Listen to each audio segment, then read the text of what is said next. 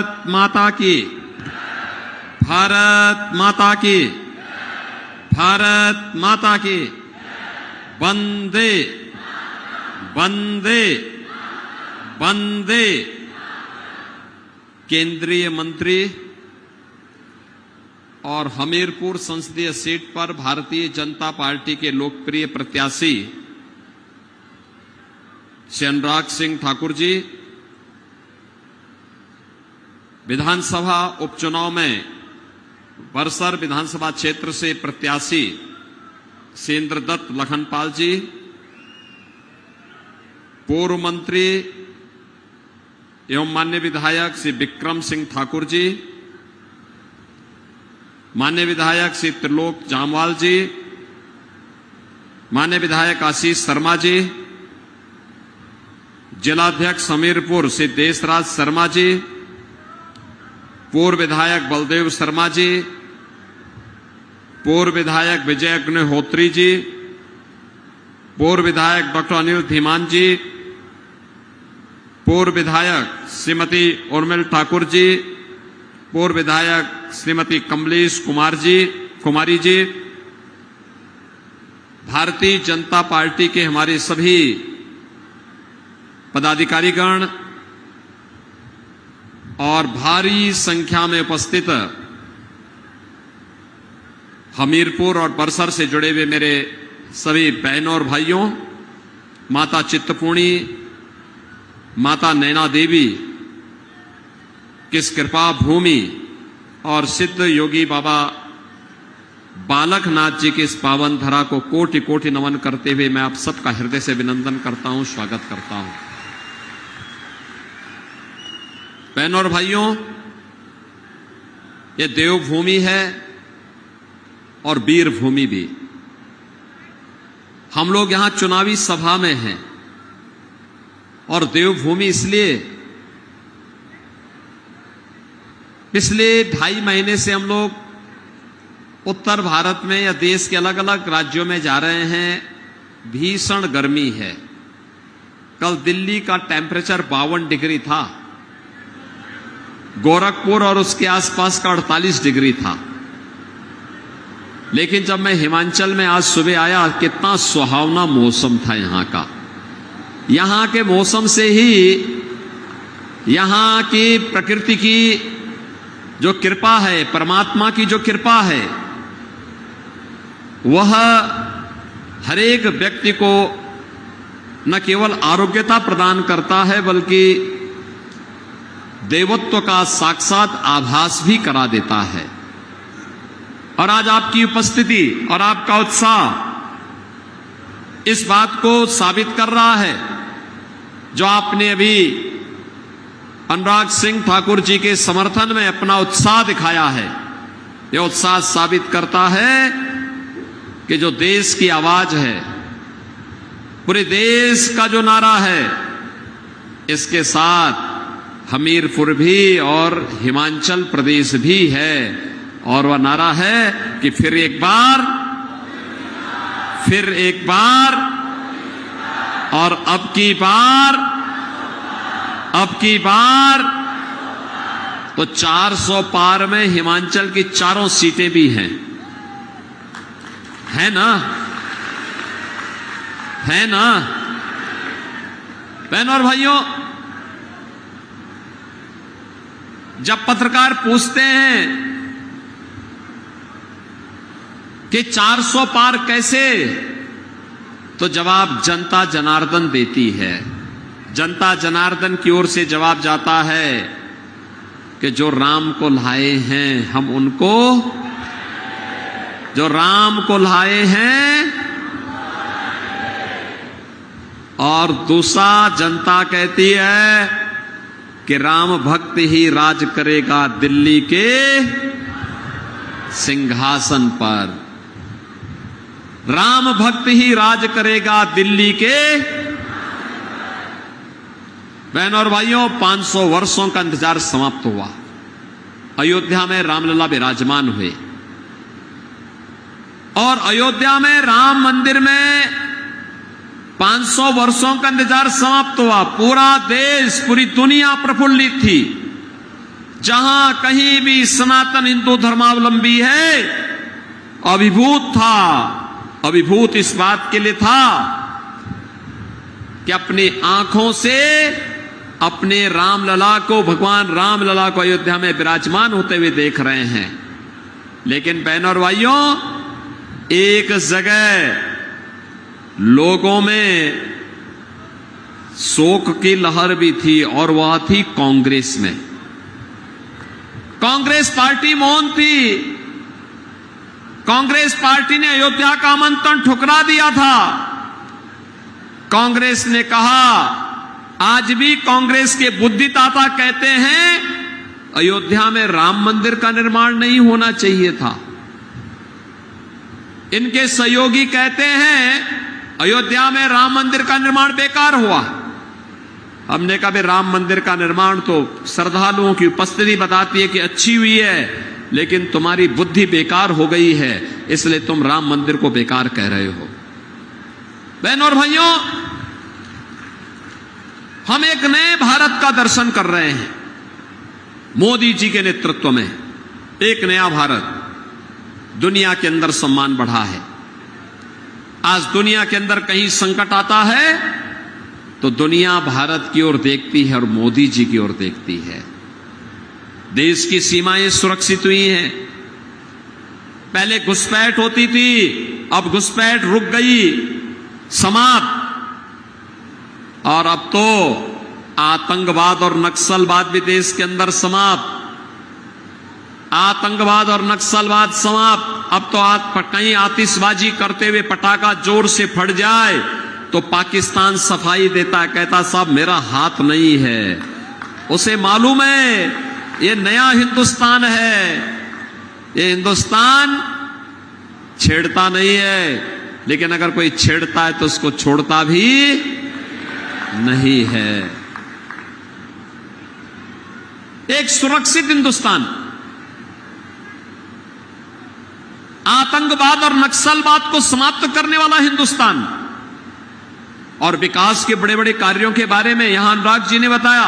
हिमाचल प्रदेश के बारे में पूरे देश के अंदर अगर आप जाएंगे, 2 लेन, 4 लेन, 6 लेन, 12 लेन के हाईवे, रेल में वंदे भारत, अमृत भारत, नमो भारत की ट्रेन, मेट्रो की सुविधा, रोपवे की सुविधा, एम्स।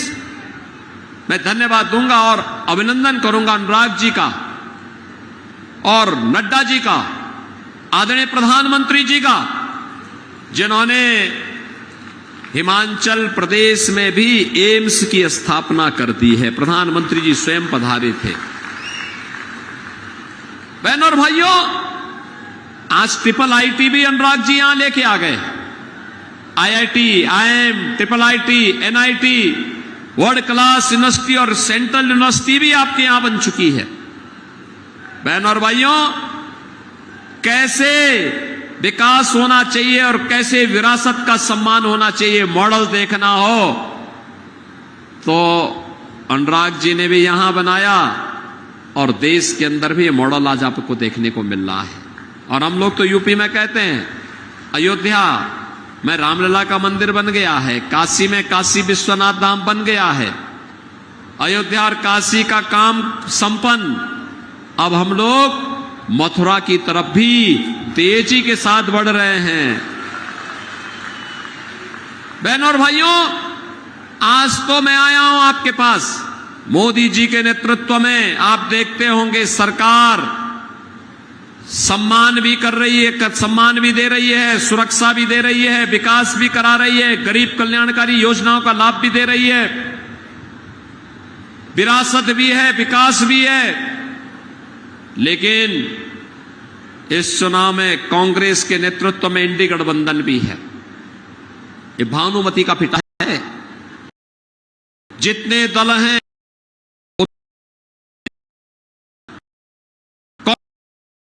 सहयोगी हैं, आम पंजाब नहीं है, लेकिन कांग्रेस और आम आदमी पार्टी दोनों अलग अलग हैं। टीएमसी गठबंधन का ही, लेकिन बंगाल में और टीएमसी एक दूसरे के खिलाफ बहनों और भाइयों, हर राज्य में इनके यही हाल है। एक केवल इनका मुखौटा है कि ये जब ये स्वयं एक नहीं हो सकते हैं तो देश को क्या ये एकजुट कर पाएंगे। बहनों और भाइयों, इनका घोषणा पत्र तो अगर आप देखेंगे आपको लगेगा कांग्रेस का घोषणा पत्र, आपको लगेगा कांग्रेस का घोषणा पत्र यह देश के सबसे प्राचीन, सबसे पुराने राजनीतिक दल का नहीं, बल्कि किसी मुस्लिम लीग का संस्करण इनके साथ आ गया है और मुस्लिम लीग का दस्तावेज कांग्रेस आज प्रस्तुत कर रही है। कांग्रेस कहती है सत्ता में आएंगे तो पर्सनल लॉ लागू करेंगे। पर्सनल लॉ लागू करने का मतलब जानते हैं आप? पर्सनल लॉ लागू करने का मतलब, पर्सनल लॉ लागू करने का मतलब तालीमानी शासन। बेटी स्कूल नहीं जा पाएगी, बहनें ऑफिस और बाजार नहीं जा पाएंगी, बुर्का पहन करके घर के अंदर दुपक के रहना पड़ेगा। कांग्रेस के मित्रों को मैं सलाह देना चाहता हूं और उनको इस बात के लिए भी उनको चेतावनी भी देना चाहता हूं। भारत बाबा साहब भीमराव अंबेडकर के द्वारा बनाए गए संविधान से चलेगा। भारत किसी शरिया कानून से और किसी पर्सनल कानून से भारत नहीं चलेगा। यह भारतीय जनता पार्टी की घोषणा है। कांग्रेस कहती है सत्ता में आएंगे तो अनुसूचित जाति, जनजाति और पिछड़ी जाति के आरक्षण का अधिकार मुसलमानों को बांटेंगे। इन्होंने किया, याद करिए, कर्नाटक में कांग्रेस की सरकार है, इसने ओबीसी का आरक्षण वहां पर मुसलमानों को बांट दिया। आंध्र प्रदेश में कांग्रेस की जब सरकार थी, इसने ओबीसी का आरक्षण मुसलमानों को दे दिया। कांग्रेस की जब यूपीए की सरकार थी तो यूपीए की सरकार में भी जस्टिस रंगनाथ मिश्रा की कमेटी इन्होंने इसलिए बनाई थी जिससे ओबीसी के आरक्षण को मुसलमानों को दे सकें।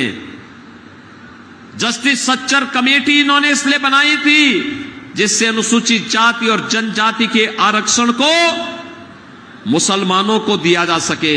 वो तो भारतीय जनता पार्टी ने विरोध किया था। अनुराग सिंह ठाकुर जी उस समय सांसद थे। हम लोगों ने संसद में पुरजोर विरोध किया था कांग्रेस का। हम लोगों ने कहा था कि हम कांग्रेस की मंशा को सफल नहीं होने देंगे। और बहनों और भाइयों, आज अपनी घोषणा पत्र में फिर वे कहते हैं, फिर वे इसी बात को कहते हैं। आज मैं आया हूं आपसे कहने के लिए, कांग्रेस कहती है, राहुल गांधी से किसी ने पूछा सत्ता में आएंगे तो क्या करेंगे, तो राहुल गांधी ने कहा गरीबी हटाएंगे। दादी ने नारा 1970 में दिया था, 54 वर्ष के बाद भी नाती वही नारा लगा रहा है, गरीबी हटाएंगे। आप सोचो, श्रीमती इंदिरा गांधी ने 1970 में कहा था गरीबी हटाने का नारा, लेकिन 54 वर्ष के बाद भी कांग्रेस वही नारा दे रही है। जब पत्रकार ने पूछा कैसे हटाएंगे, कहा एक झटके में हटा देंगे। कहा एक झटके में का मतलब, कहा सभी भारतीयों की प्रॉपर्टी का सर्वे कराएंगे, एक्सरे कराएंगे। एक्सरे करा करके सर्वे होगा और फिर उनके बाप दादों ने, ग्रैंडफादर, फादर, मदर ने जो संपत्ति बनाई है, उस संपत्ति पर विरासत टैक्स लगाएंगे। विरासत टैक्स का मतलब आधी प्रॉपर्टी ये लोग आपसे ले लेंगे और आधी प्रॉपर्टी लेकर के पाकिस्तान, बांग्लादेश और अफगानिस्तान से आए हुए घुसपैठियों में उसको बांटने का काम करेंगे। क्या आप इसको स्वीकार करेंगे? क्या हमीरपुर इसको स्वीकार करेगा? क्या? अरे खून पसीना आपके पूर्वजों का, और डकैती डालने के लिए कांग्रेसी कहां से आ जाएंगे? क्या आप इनको डकैती डालने की छूट देंगे? क्या बहन और भाइयों, कांग्रेस का यह विरासत टैक्स औरंगजेब का जजिया कर है। और मैंने इसलिए कहा ना, इनका घोषणा पत्र में मुस्लिम लीग आ गई है, क्योंकि औरंगजेब की आत्मा इनके अंदर घुस गई है। अब ये कह रहे हैं कि हम जजिया कर लगाएंगे, विरासत टैक्स के नाम पर जजिया कर लगाएंगे। औरंगजेब बहन और भाइयों मुगल काल का सबसे क्रूर बादशाह माना जाता है। काशी में काशी विश्वनाथ मंदिर इसी दुष्ट ने तोड़ा था। मथुरा में भगवान कृष्ण की जन्मभूमि पर मंदिर इसी दुष्ट ने तोड़ा था। कोई मुसलमान भी अपने पुत्र का नाम औरंगजेब नहीं रखता है, क्योंकि औरंगजेब ने पहले अपने भाई की हत्या की, फिर अपने बाप को जेल के अंदर बंद कर दिया था। और उसका बाप शाहजहां के बारे में अगर पढ़ना है, पटना की खुदा वक्त लाइब्रेरी में जाकर के पढ़िए।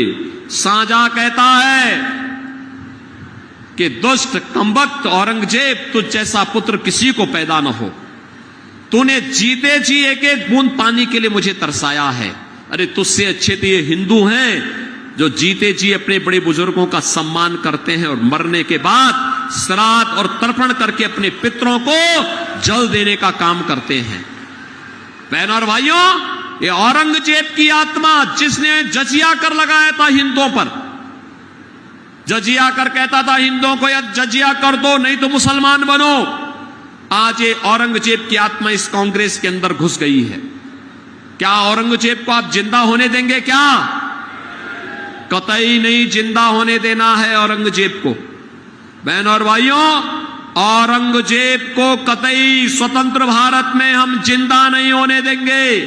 वह जहां मिट चला है वहीं उसको दफन रहने देंगे। बल्कि औरंगजेब के नाम पर अगर कोई औरंगजेब को अपना आदर्श बांध करके चलेगा तो सामने बुलडोजर उसी के लिए खड़े हैं, उसको उसी ढंग से दफन करने का काम करेंगे।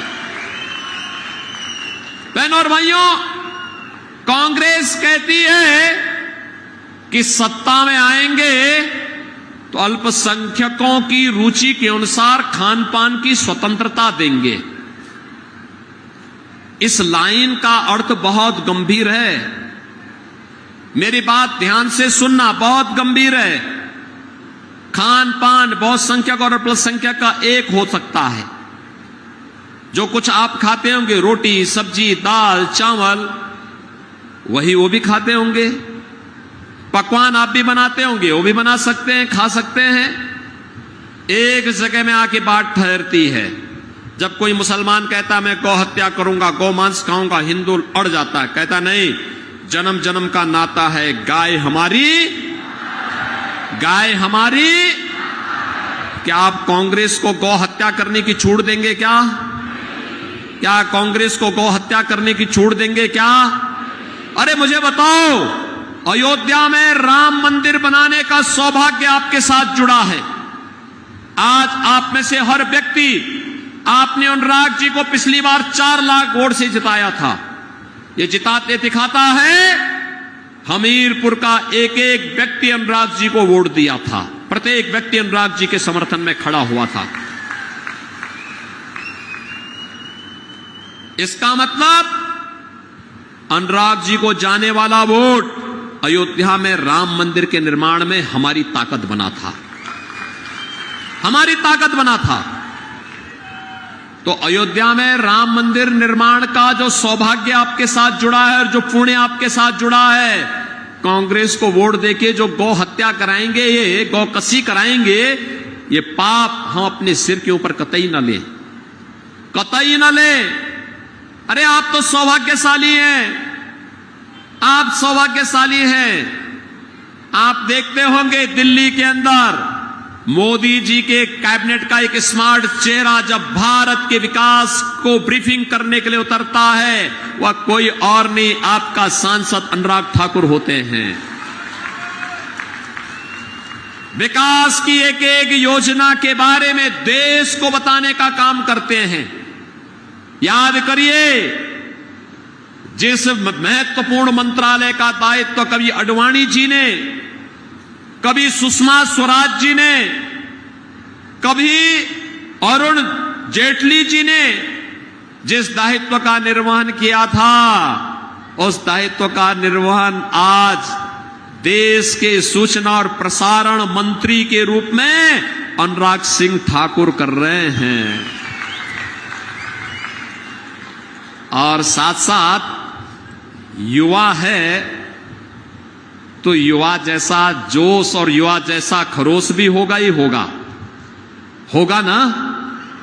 आप मुझे बताओ, एक कांग्रेसी जीवन भर ओलंपिक में, कॉमनवेल्थ में एक टीम भेजते रहे, लेकिन अनुराग जी मैं आपका अभिनंदन करूंगा, आप जब से युवा और खेल मंत्री बने हैं भारत सरकार के, आपने देश में युवाओं के अंदर जो जोश पैदा किया है।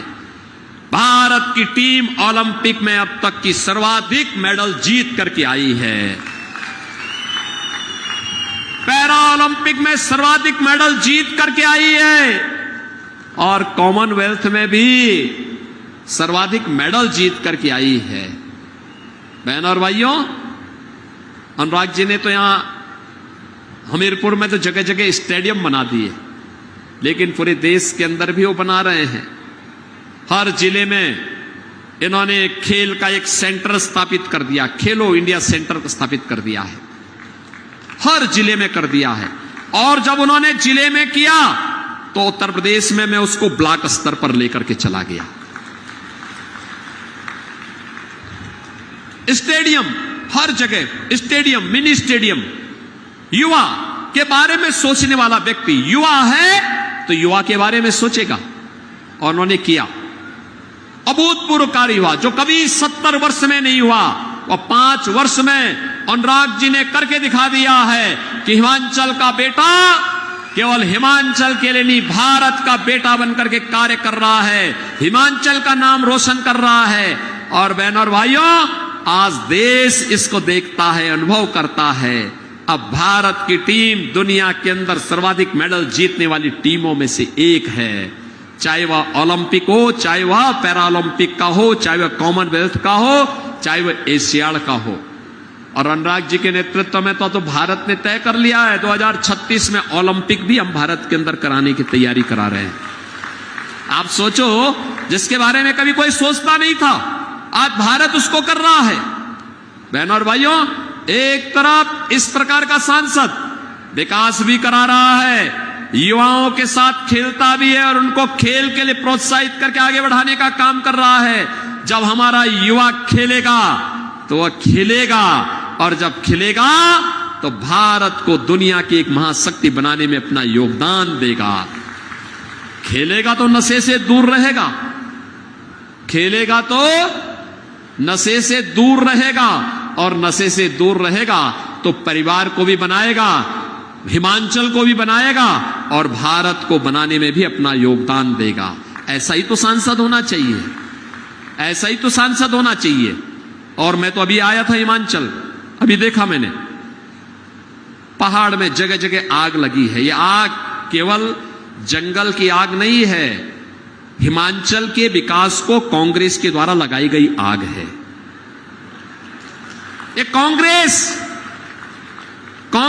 देश के हितों के साथ खिलवाड़ कर रही है। बहनों और भाइयों, ये देश के हितों के साथ खिलवाड़ कर रही है, ये राम का विरोध करती है, भारत के हितों का विरोध करती है, आतंकवादियों और माफियाओं के साथ सांठगांठ रखती है। निर्दोष लोगों के प्रति इनकी संवेदना नहीं, इनकी संवेदना तो भारत विरोधी ताकतों के साथ में है। जब कश्मीर में धारा 370 हटती है तो इनकी संवेदना भारत विरोधी ताकतों के साथ खड़ी होती है। यह सारा पाप तो कांग्रेस के द्वारा किया गया है। संविधान के बारे में तमाम प्रकार की गलतफहमी, अफवाह ये लोग फैला रहे हैं, लेकिन सच्चाई क्या है? संविधान का गला घोंटने का काम 1952 हो या 1975, यह कांग्रेस ने ही किया है। और इसीलिए मैं आज आपके पास आया हूं कहने के लिए कि आप अनुराग जी को जिताएंगे, कोई संदेह नहीं। हमीरपुर सीट हम जीतेंगे, कोई संदेह नहीं, कोई संदेह नहीं, कोई संदेह नहीं रहा बहनों भाइयों। लेकिन जीत रिकॉर्ड मात्रा में वोटों के साथ होनी चाहिए, इसके लिए मैं आया हूं आपके पास। रामलला के यहां से मैं इसीलिए आपके पास आया हूं। एक मैंने कहा अपने हमीरपुर वासियों को जाकर के सिद्ध योगी बाबा बालकनाथ जी की कृपा भूमि को माता चित्तपूर्णी की कृपा भूमि को, माता नैना देवी की पावन धरा को नमन भी कर लूंगा और आपको आमंत्रण भी दूंगा कि आप भी अब नई अयोध्या में दर्शन करने के लिए आइए। और इसके लिए मैं आज आपके बीच आया हूं। भारतीय जनता पार्टी ने विधानसभा के उपचुनाव बरसर में से इंद्रदत्त लखनपाल जी को भी अपना प्रत्याशी बनाकर के आपके बीच में उतारा है। बहनों और भाइयों, एक कांग्रेस जो विकास की बैरियर बनी हुई है, एक कांग्रेस जो भू mafia, land mafia, sand mafia, one mafia, पशु माफिया, इन सब का सहभागी बनकर के हिमाचल के देवत्व के भाव को धूमिल करना चाहती है, वीर भूमि के वीरत्व को कमजोर करना चाहती है। अब उस कांग्रेस से पिंड छुड़ाने की आवश्यकता है। फिर यहां पर भी बीजेपी की सरकार बने, इसके लिए इंद्रदत्त लखनपाल जी का यहां से विधायक बनना भी आवश्यक है। और मैं यही अपील करने के लिए आज आपके पास आया हूं। आप सौभाग्यशाली हैं कि अनुराग सिंह ठाकुर जैसा सांसद आपके पास है।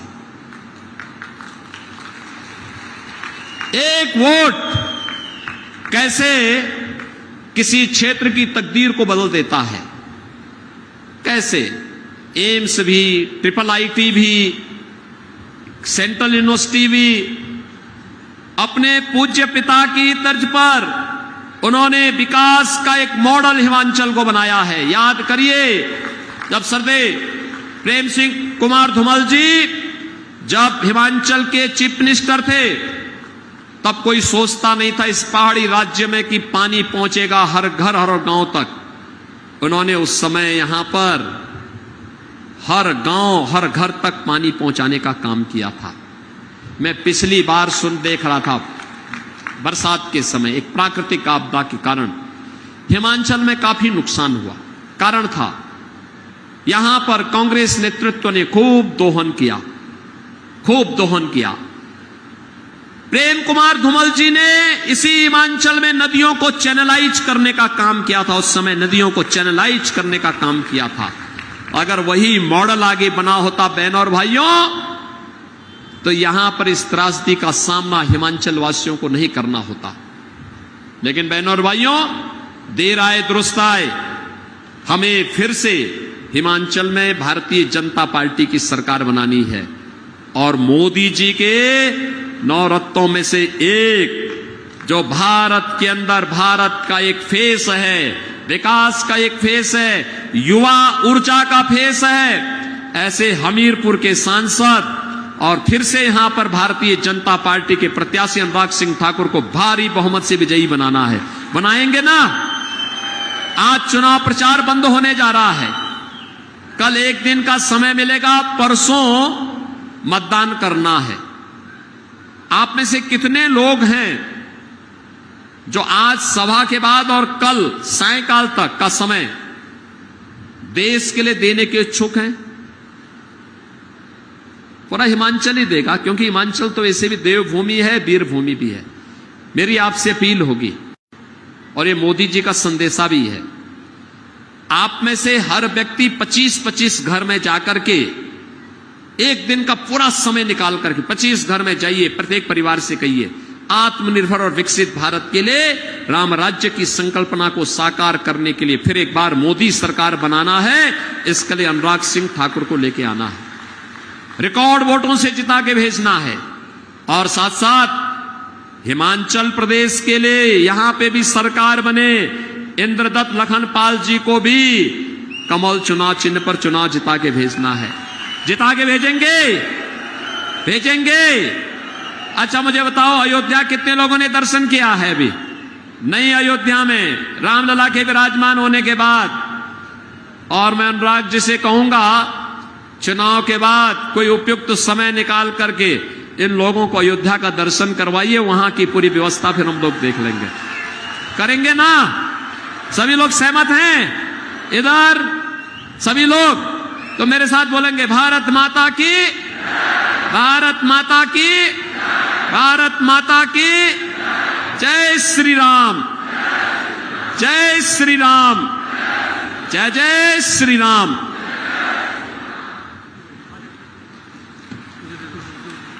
धन्यवाद सर। हे ते आज के मुख्य अतिथि परम श्रद्धेय उत्तर प्रदेश के फायर ब्रांड हमारे मुख्यमंत्री योगी आदित्यनाथ जी के आशीर्वचन हम सब कार्यकर्ताओं को हम धन्यवादी हैं। आदरणीय योगी आदित्यनाथ।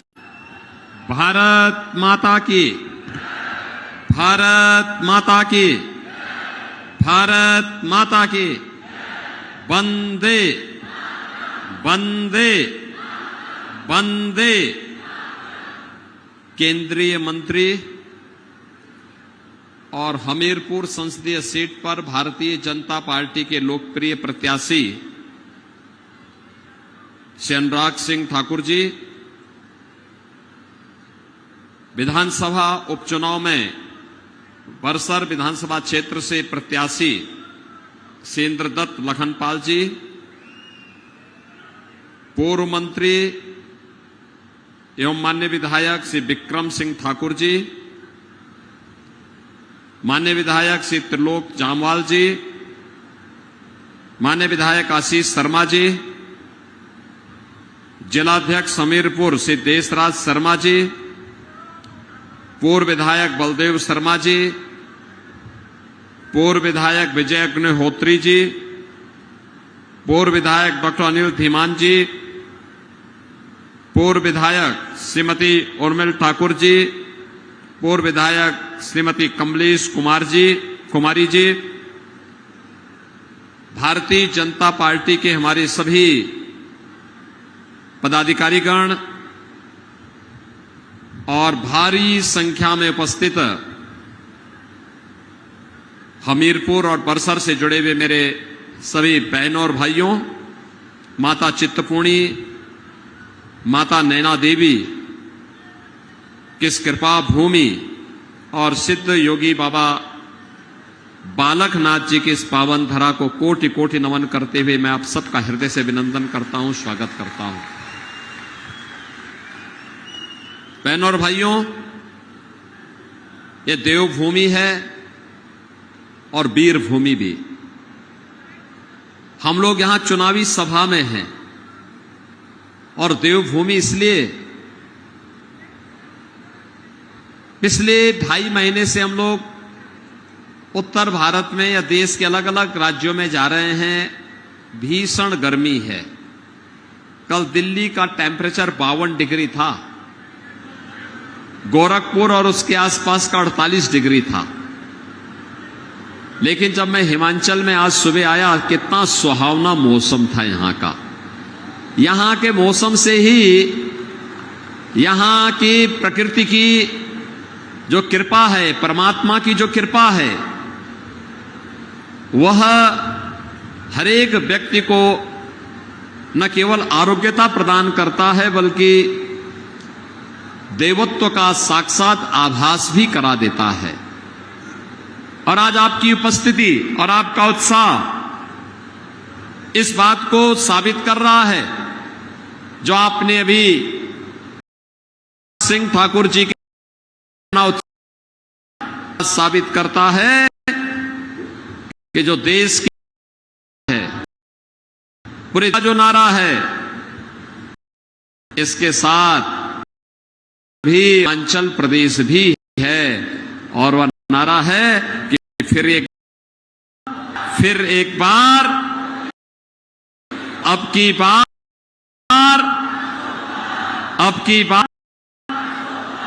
तो में 4 सीटें भी हैं, है ना?